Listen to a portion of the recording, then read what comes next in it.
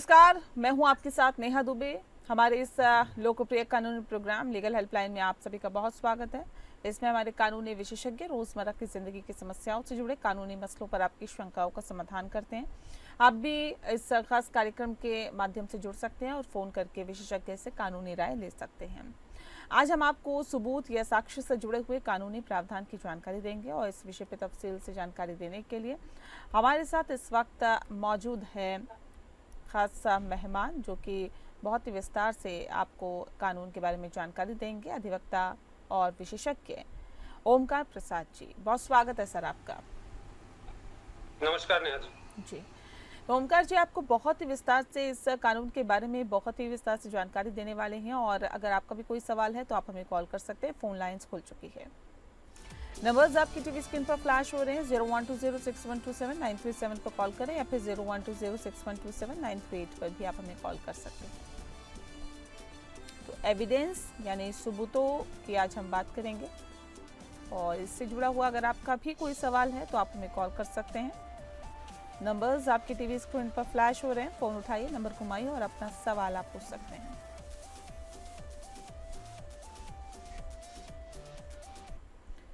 तो ओमकार जी हमारे साथ लगातार बने हुए हैं। सर, पहला सवाल ये कि एविडेंस एक्ट में किस तरह के बदलाव किए गए हैं, हमारे दर्शकों को बताएं। नेहा जी, सबसे पहले तो ये बताना जरूरी है कि एविडेंस एक्ट जो हमारा था पहले, इंडियन एविडेंस एक्ट 1872 का था, 1872 का। अब उसमें ब्रिटिशर्स के टाइम का था ये। इसमें बहुत सारे आमूल चूल परिवर्तन हुए। मान लीजिए कि पहले कंप्यूटर्स वगैरह नहीं थे, इलेक्ट्रॉनिक चीजें नहीं थी, वो डिवाइसेस नहीं थी और जिस तरीके का एविडेंसेस क्रिएट होना चाहिए था वो सारा चीज नहीं हो रहा था। तो इसके लिए भारत सरकार ने भारतीय साक्ष्य अधिनियम 2023 का गठन किया, जिसके कारण अब सबसे पहली चीज कि उन सब चीजों में जो पहले साक्ष्य के रूप में नहीं लिए जा सकते थे, जैसे कि मान लीजिए कि जो आपके कंप्यूटर के एविडेंसेस, साइबर क्राइम के एविडेंसेस जिस तरीके के जो आते थे उस वक्त में वो था ही नहीं। तो उसके लिए अभी आज के संदर्भ में वो एक्ट जो था उस वक्त का, जो इंडियन एविडेंस एक्ट, आज के लिए वो लगता था जैसे अधूरा है। इसलिए कि आप मान लीजिए कि कोई आप चैट किए, उस चैट को कहीं कोर्ट के आगे आप प्रस्तुत ही नहीं कर सकती थी, इसलिए उस एक्ट में ऐसा कुछ था ही नहीं, प्रावधान ही नहीं था। तो अभी इस एक्ट में इन सारे तथ्यों को जो कि आज के संदर्भ में है, जिससे कि सारी चीजें जो आज के टाइम के अनुरूप हो और उनको साक्ष्य के तौर पे हम कैसे कोर्ट के आगे प्रस्तुत करेंगे, इसका समन्वय इसमें इस एक्ट में किया गया है, जिसके कारण कि ये बहुत ही विस्तृत और बाकी सारी चीजें जो पहले से आ रही थी वो सारी चीजें तो है ही, इसके अलावा जो एविडेंसेस जो पहले नहीं लिए जा सकते थे वो भी अभी अब इस एक्ट के तहत लिए जा सकते हैं। ठीक है, सबूत होते क्या है, एविडेंस ये होते क्या है, हमारे दर्शकों को बताएं। नेहा जी, जैसा मैंने बताया कि सबूत, आप मान लीजिए कि कोई कोर्ट में मुकदमा करता है तो कुछ ना कुछ उसके पास तो साक्ष्य होंगे, जो प्रमाण होंगे, जो अपने केस को प्रूव करेगा। तो सबूत में सबसे पहली चीज कि अगर वो डॉक्यूमेंट्री एविडेंस होते हैं या ओरल एविडेंस होते हैं, अगर किसी ने मुकदमा किया तो उसको उसके संदर्भ में अपने पक्ष का जो भी है साक्ष्य वहां कोर्ट में प्रस्तुत करना पड़ता है। उस कोर्ट में जाकर के सबसे पहली चीज वो ये दिखाता कि हमारे पास ये डॉक्यूमेंट्री प्रूफ है, आप उसको लगाते हैं। अब मान लीजिए कि जैसे मैं एक छोटा सा एग्जांपल देकर के आपको बताऊं कि आप मान लीजिए कि कोई प्रॉपर्टी खरीदती हैं, आपके पास उसके पास सेल डीड का पेपर है, आपने कोर्ट में मुकदमा दाखिल किया कि आपके उस प्रॉपर्टी पे कोई और काबिज हो गया है, तो कोर्ट को कैसे पता चलेगा कि आपकी वो प्रॉपर्टी है? अब दिक्कत यह है कि कोर्ट के सामने आप अगर रजिस्टर्ड सेल डीड लेकर के जाते हैं और जाकर के वहां पे उसको प्रस्तुत करते हैं उस डॉक्यूमेंट को, तो वो डॉक्यूमेंट्री एविडेंस हो गया। बट अपार्ट फ्रॉम दिस, अगर मान लिया कि उसमें अगर दूसरी पार्टी आकर के कहती है नहीं जी ये तो सेल डीड गलत है, अब उसको प्रूव करने के लिए दोनों तरफ से गवाहों की प्रस्तुति होती है, जिसके तहत उस डॉक्यूमेंट को वो प्रॉपर है या नहीं है उसको देखना पड़ता है और उसको देख करके जज साहब कोई फैसला करते हैं। मान लिया कोई किसी व्यक्ति ने अपना विल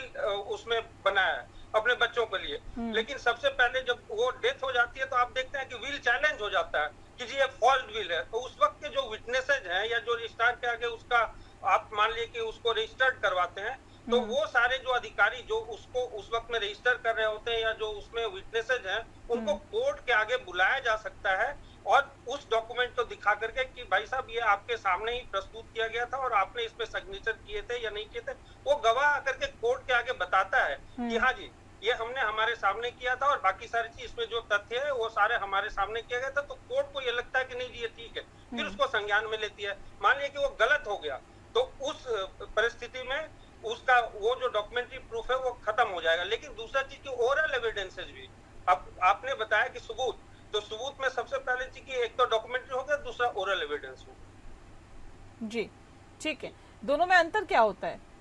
जो डॉक्यूमेंट्री एविडेंस होते हैं और ओरल एविडेंस में अंतर क्या है? जी बहुत अच्छा सवाल आपने किया नेहा जी। सबसे पहले कि मैंने बताया कि आपके जो डॉक्यूमेंट्स हैं, डॉक्यूमेंट्री प्रूफ, इसका मतलब कि वो कहीं लिखित में होगा, डॉक्यूमेंटेड होगा, जैसे वर्ड से ही उसका पता है कि उसके लिए आपके पास कोई दस्तावेज होगी। लेकिन अगर मान लिया कि ओरल है, आपने कोई मौखिक मतलब साक्ष्य प्रस्तुत किया, गवाही दी कोर्ट के आगे, अब ये कैसे होता है? अब दो तरह के मुकदमे होते हैं। आपके दर्शकों के लिए मैं बता दूं कि मुकदमे दो तरीके के होते हैं, क्रिमिनल है, फौजदारी है, और एक दीवानी है। दीवानी मुकदमे में सबसे पहली चीज की जैसे जमीन जायदाद के मुकदमे हो गए इस तरीके का। लेकिन अगर क्रिमिनल मुकदमा है, मान लिया कि किसी व्यक्ति का कहीं मर्डर हो गया, अब वहां पे जो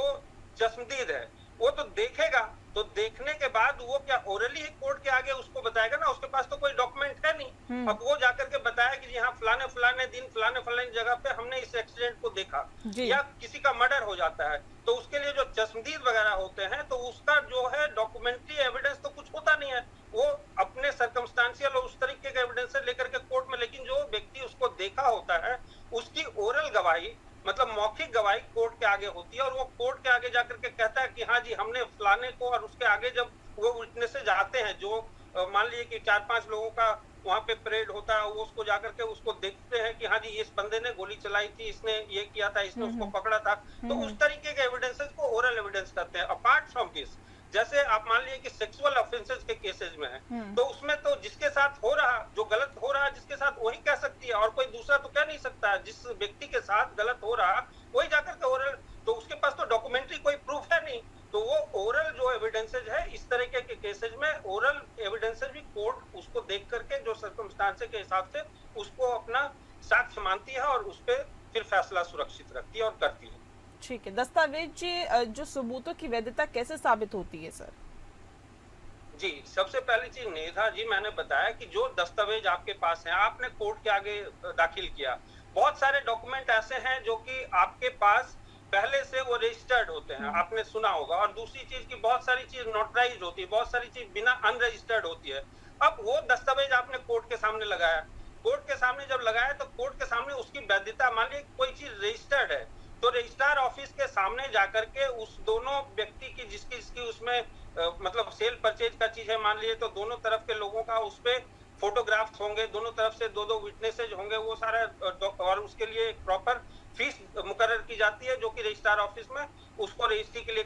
पैसे दे करके उसकी जो फीस है उसको दे करके तब आप रजिस्टर करवा सकते हैं। इन सारे चीजों के लिए अगर जो व्यक्ति उसमें दोनों विटनेसेज हैं या जो सरकारी अधिकारी जिन्होंने उसको रजिस्ट्री किया, अगर कोर्ट के आगे वो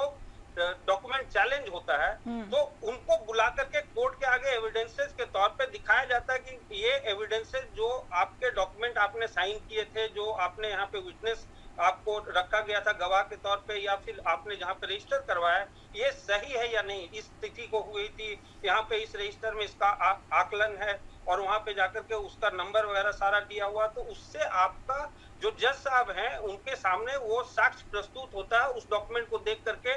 आप मान लीजिए कि अगर वो कोई गलत डॉक्यूमेंट प्रस्तुत कर रहा, तो आपने सुना होगा कि फोर्ज डॉक्यूमेंट है, तो फोर्ज डॉक्यूमेंट तो रजिस्टर्ड डॉक्यूमेंट हो नहीं सकता, तो वो फिर अनरजिस्टर्ड या फिर अपने हाथ से बनाए हुए कुछ डॉक्यूमेंट्स होते हैं, जिसको कि कोर्ट के आगे जब लेकर के आएंगे विटनेसेस उसको प्रूफ नहीं कर पाए, और उसमें कुछ गलत तरीके का कुछ सिग्नेचर है या कुछ उस तरीके का चीज है, मान लीजिए कि अब कैसे आप उसको डॉक्यूमेंटेड करेंगे, कोई उस पे साइन किया और किसी ने किसी दूसरे का सिग्नेचर उस पे फॉर्ज कर दिया, तो उसके लिए क्या सिग्नेचर एक्सपर्ट को बुला करके कोर्ट उसकी फिर विटनेस करवाती है।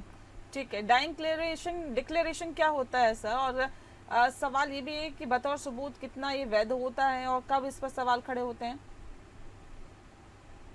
डाइंग डिक्लेरेशन नेहा जी, सबसे बड़ी बात है कि अगर मान लीजिए कि कोई व्यक्ति मर रहा होता है, तो हम ये एक्सपेक्ट करते हैं, कानून इस चीज को समझती है कि मरता हुआ व्यक्ति झूठ नहीं बोलता है। हम इस बात पे कानून भी उसको मतलब तरजीह देती है। और जो व्यक्ति मर रहा होता है उस वक्त में अगर वो मान लिए राइटिंग में अगर उस स्थिति में है कि वो लिख करके दे सकता है, जवानी कुछ बोल सकता है,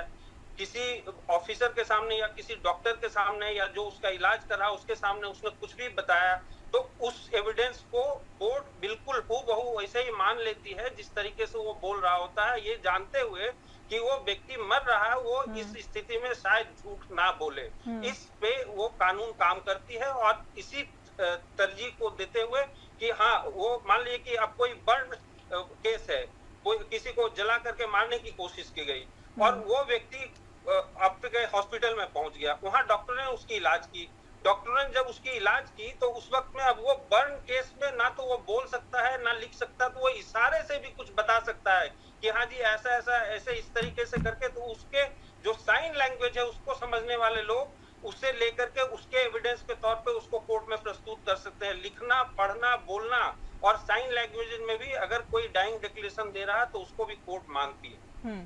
ठीक है, सीसीटीवी फुटेज बतौर सबूत कितना प्रभावी या कानूनी तौर पर कितना वैध माना जाता है?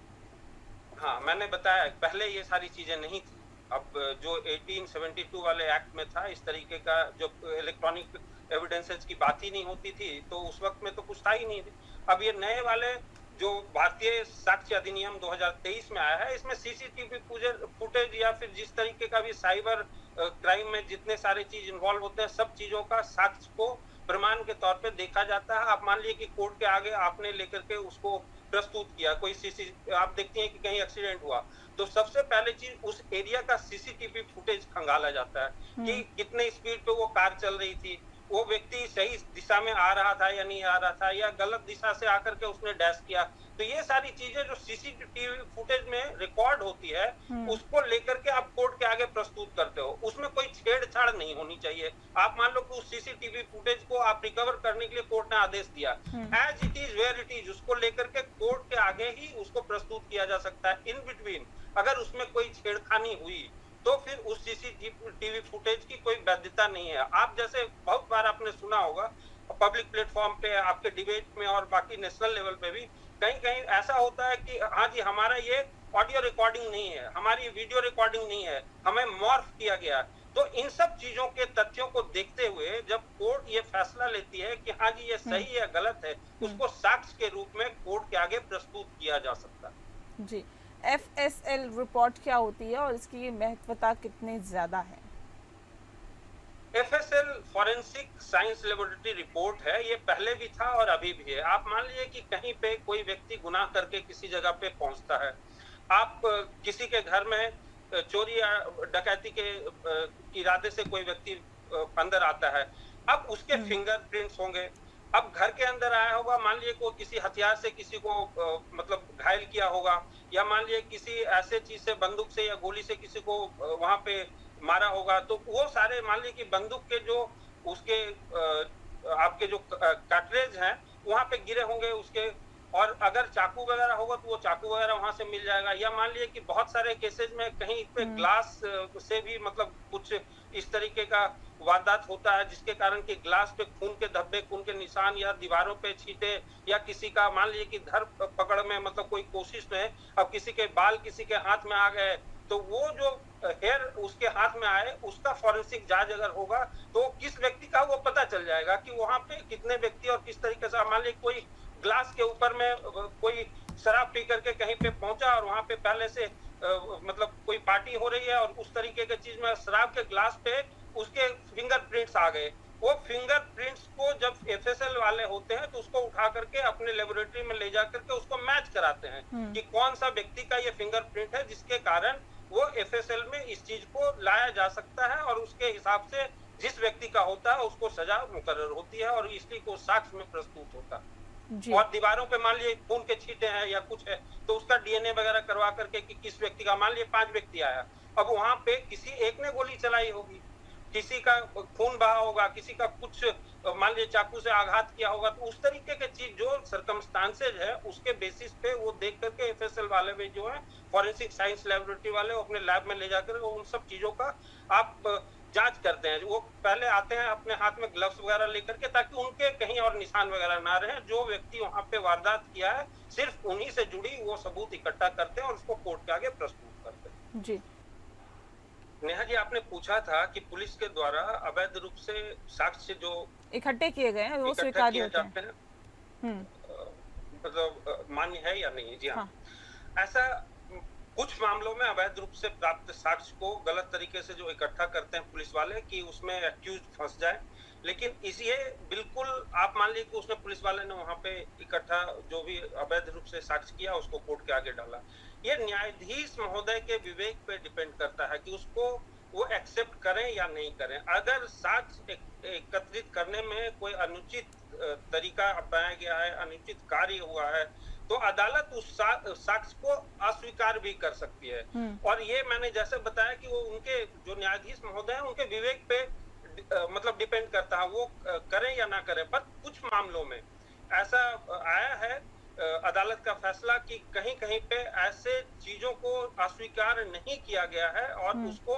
मतलब एविडेंस के तौर पे माना गया है, जिससे कि मान लीजिए कि अक्यूज्ड के अगेंस्ट में अगर कोई साक्ष्य उस तरीके का इकट्ठा किया गया, लेकिन अब ऐसा सारे सर्कमस्टांसेस उस तरीके के हैं कि वो साक्ष्य इकट्ठा करके अगर उसको एक्यूज को लग रहा है कि मतलब वो उसके अगेंस्ट में जा रहा है, तो वो कोर्ट को बोल सकती है। अब कोर्ट अगर उस पर फैसला करती है कि नहीं जी ये गलत तरीके से किया गया है और इसको हम नहीं मानेंगे, हाँ। तो ये बिल्कुल कोर्ट के विवेक पे डिपेंड करता है कि उसको वो माने या ना माने। ठीक है, किन मामलों में अप्रत्यक्ष मौखिक साक्ष्य की अनुमति दी जाती है सर? अप्रत्यक्ष मौखिक जो साक्ष्य है उसमें अब सर्कमस्टांशियल एविडेंसेज की बात करते हैं हम। अगर मान लीजिए कि कोई जिस तरीके का गवाही है, सर्कमस्टांसेज है, तो उस सर्कमस्टांसेज को देखते हुए मान लीजिए कि कोई व्यक्ति वहां पे था और उस वक्त में जब वो घटना घटी है वो वहां से गुजर रहा था, लेकिन उसने सारी चीजें नहीं देखी, उस वाकया को नहीं देखा, और वहां जाकर के उसको कुछ आवाजें आई या कुछ इस तरीके का चीज, अंधेरा था या उस तरीके के कंडीशन पे, लेकिन वो जो घटना घटी फलाने डेट को फलाने टाइम पे, तो इन सब चीजों के साथ में अगर उस व्यक्ति को पता है कि इस वक्त में हुई और उसकी ओरल एविडेंस कोर्ट के आगे आ रही है, तो उसको हम कॉर्पोरेट करते हैं। उससे वो रेलिवेंट कितना है उस वक्त के समय और उस टाइम के हिसाब से और उस व्यक्ति के कथन के हिसाब से, तो उस दोनों को देख करके कॉर्पोरेटिव एविडेंस जो कहते हैं उसको कॉर्पोरेट करना होता है कि हाँ जी ये व्यक्ति जो कह रहा है और वो जो सर्कमस्टांसेस उस वक्त थे वो दोनों मिला करके हाँ जी ये सही है। तो उस वक्त में उस साक्ष्य को इकट्ठा करके उसको कॉर्पोरेट करके हम कोर्ट में अदालत में पेश करते हैं और ये अदालत का फैसला होता है कि उसको माने या ना माने। जी, क्या परिस्थिति जन्य साक्ष्य की पुष्टि की आवश्यकता है? बिल्कुल, मैंने अभी यही बताया, वो आप हिंदी में बता रहे हैं परिस्थिति जन्य, वो उसको सर्कमस्टांशियल एविडेंस जो मैंने अभी बताया। अब जैसे मान लीजिए कि कहीं पे कोई घटना घटी, अब वहां से कोई व्यक्ति उस समय पे अगर गुजर रहा तो उसको जितनी चीजें वो दिखाई देगी वो उतना ही देख करके वो वहां से निकल जाएगा। अब उसके बाद उस व्यक्ति को मान लीजिए कहीं पे एक्सीडेंट होता है, कोई एम्बुलेंस में उसको लेकर के गया, तो एक्सीडेंट के वक्त तक तो वो व्यक्ति जिंदा था, लेकिन कोर्ट में आने के पहले अगर वो हॉस्पिटल में जाकर के वो उसकी डेथ हो जाती है, तो जो व्यक्ति उसको देखा वो तो यही बताएगा कि हाँ जी हमने उसको देखा था, एक्सीडेंट हुआ था, उसको चोट लगी थी, खून वगैरह बह रहे थे, बट वो जिंदा था। अपार्ट फ्रॉम दैट वो ये नहीं कह सकता है कि वो उसकी मृत्यु होगी या कुछ इस तरीके से, और वो उसका इंटेंशन किस तरीके का था, मान लिया कि उसको जानबूझ करके मारने की कोशिश की गई, या वो सारा चीज तो फिर साक्ष्य के तौर पे जब वहाँ कोर्ट के आगे प्रस्तुत किया जाता है, जो विटनेसेस आते हैं उस गवाहों का जो भी मतलब वहाँ पे कथन है उसको देखते हुए जज साहब उसका फैसला करते हैं। ठीक है, section 144 of the evidence act क्या कहता है, इसका महत्व क्या है? सबसे पहली चीज की नेहा जी मैं आपको बता दूं, सबसे 144 जो है वो है आपका cross examination of a person, जिसको कि प्रोड्यूस करता है कोई डॉक्यूमेंट, और मान लीजिए कि कोई गवाही आपने गवाह के तौर पे उसको कोर्ट में बुलाया, हाँ। और वो उस गवाही से मुकर गया, आपने गवाह बुलाया और आपके अगेंस्ट में वो गवाही दे रहा, तो उस वक्त में वो डॉक्यूमेंट को देखते हुए कोर्ट को तो ये पता है कि उसको कहते हैं हॉस्टाइल विटनेस हो जाना। तो उस कंडीशन में 144 ये कहता है कि उसको क्रॉस एग्जामिन करने का मौका आपको मिलना चाहिए। आप कोर्ट से गुहार लगाते हो कि यदि हमारा विटनेस है, अब इसको यहाँ पे मैंने बुलाया था हमारे फेवर में देने के लिए, वो हमारे अगेंस्ट में दे करके चला जा रहा। अब कुछ डॉक्यूमेंट वगैरह जो भी होंगे उस वक्त में कोर्ट के सामने आप उसको लेकर के क्रॉस एग्जामिन करने के लिए कोर्ट से सहमति या अनुमति आप मांगोगे, और जज साहब को अगर लगेगा कि हाँ जी आप इस सर्कमस्टांसेज में आप उसको क्रॉस एग्जामिन कर सकते हैं, आपको उसका मौका दिया जा सकता है, तो यही 144 कहता है। ठीक है, बहुत शुक्रिया आपका ओमकार जी, आपने बहुत विस्तार से सबूतों के बारे में हमें जानकारी दी, हमारे दर्शकों को जानकारी दी, इसके लिए आपका बहुत बहुत शुक्रिया। इसी के साथ इस खास कार्यक्रम में फिलहाल के लिए इतना ही, मुझे दीजिए इजाज़त, नमस्कार।